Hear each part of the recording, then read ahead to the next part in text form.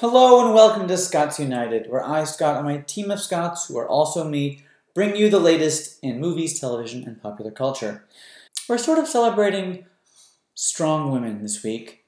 Can we put to rest this whole idea of the strong woman? It's great, but I feel like that term gets overused, perhaps. Maybe complex woman would be better, more accurate.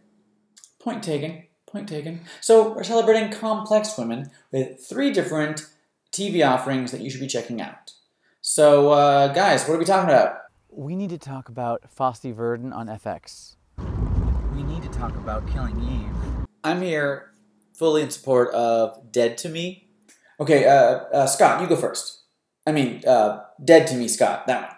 Not Dead to Me, but the one that's talking about the show Dead to Me. You go first, Scott, now. Go. It's new on Netflix, just recently released. I'm flying through the episodes. It's a comedy, but it's a lot more than a comedy. The 2 leads are Christina Applegate and Linda Cardellini. And you don't get much better than that. You know, the producers of Green Book should give her a bonus because, frankly, I don't think Green Book would have worked nearly as well without Linda Cardellini. Agreed. How's Applegate? Admittedly, I don't know that I'm a huge Christina Applegate fan. I have no bad thoughts or feelings about her as an actress. I never saw the Anchorman movies. What? I don't know why I'm feigning shock. We're the same person, and obviously I haven't seen it either, but I think people like those movies. I remember Up All Night, that being fun, and then that show kind of fell apart and she left and then it was over. Focus. The reviews are right, though. Christina Applegate, this is probably the best she's ever been because, she's dealing with the death of her husband. And there's, the grief and that high level, high-pitched emotion that can come with that kind of grief, but yet she's still funny. She and Linda Cardellini have great chemistry. I think there's something really interesting about it. It's one of those shows that very quickly the audience, you, will be clued into what's going on, but other characters in the show aren't, and that's always an interesting tension. Okay, so let's change gears. Fosse Verdon, what's our take? So it's about Bob Fosse and Gwen Verdon, kind of power couple of the stage and screen. Certainly it's dedicated to giving her more of her due in terms of what she contributed to a lot of what he did, her adding to his choreography, his direction. But we're 3 episodes in. Sam Rockwell plays Fosse. Michelle Williams is mesmerizing. Yes. I just find her take on Gwen Verdon to be just enthralling. I love it. Yes. And I don't know much about Gwen Verdon.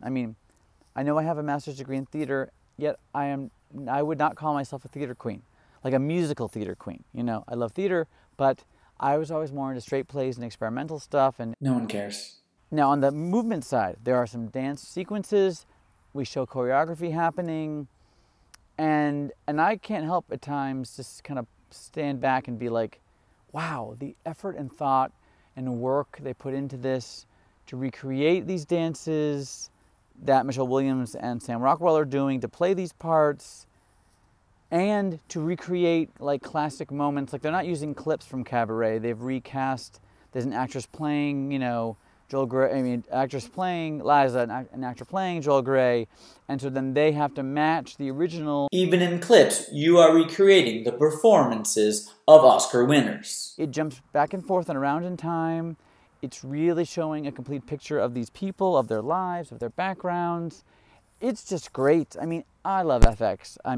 Fargo, The Americans, they have a reputation for great TV, and this is keeping up with it. Totally. Now, already looking ahead to the Emmys, I'm like, Jesus, we're going to have, Patricia Arquette for Best Actress in a Miniseries for Escape at Dannemora, Amy Adams for Sharp Objects, Michelle Williams for Fosse Verdon. Geez, these are top caliber actresses and top caliber parts doing amazing work. And Killing Eve? Now, I was a big fan of season 1, watched it with my dad, we both loved it, and it really, it built in suspense and intensity. The complexity of the relationship between Eve and Villanelle was really good, really interesting. Huge surprise hit, Emmy nominated. I was super psyched for season 2. Now, One thing to note is that Phoebe Waller-Bridge, creator of Fleabag, she was the voice of the droid in Solo, she isn't running this season. You know, she created the show off the books for the first season, isn't involved in the second season. Season 2 of Fleabag is coming out in a couple weeks. I'm excited. I gotta say, I feel like I can feel that difference. Maybe I'm crazy. Something about season 1, again, it built over time, and it got more messy and complicated and interesting as it went along. I feel like season 2 has already taken some steps back. Like, 1, there's a character that's alive, that's supposed to be dead, and that just seems like soap opera nuts, you know, not plausible. But I'm trying to let that one go. There's a relationship between, like, Eve and her husband, okay? That relationship was really stretched thin and put to the test by the end of season 1. It just seemed logical that that would be something they would move on from, but no, he's part of season 2, and again, it just seems ridiculous after everything that's happened that he's still around. So I don't like when really smart shows get dumb. No. I mean, yeah. No.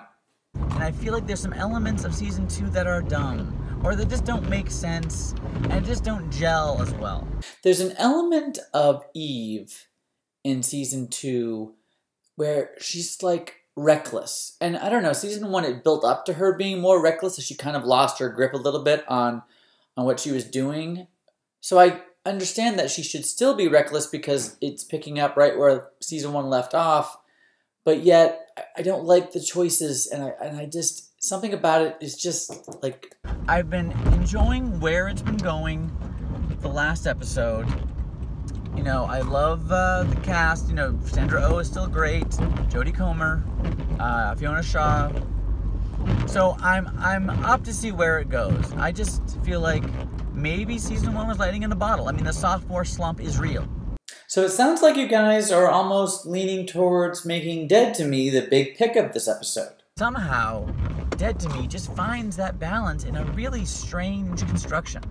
I mean, sure, stylistically, Dead to Me is probably your most traditional sitcom. I mean, it doesn't feel like sitcom, like tape before a live studio audience sitcom, but, you know, it feels like a traditional show. Obviously, it doesn't have the locations and the panache of Eve. 'Cause I feel like Dead to Me puts together a really interesting combination of some weird things that sort of work in an interesting, strange way.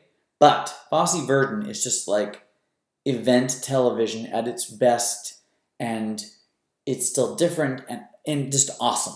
I am curious to see, though, how Dead to Me will wrap up. I'm curious to see if it's going to stretch too tightly on plausibility as it ends the season, or I hope not. But so far, I'm impressed.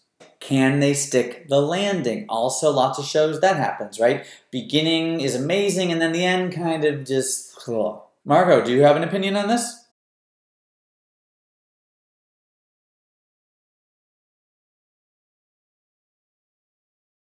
Okay, that's our show this week. 3 shows you can check out, 3 all worth your time in different capacities, in different ways. And now we gotta go because Game of Thrones is coming on. And this will be not quite as dark, not quite as squinty to watch, and hopefully a little more mixing it up. Not in the fighting way, but in like the intrigue and surprises way. Because, yeah, I hope so. Period.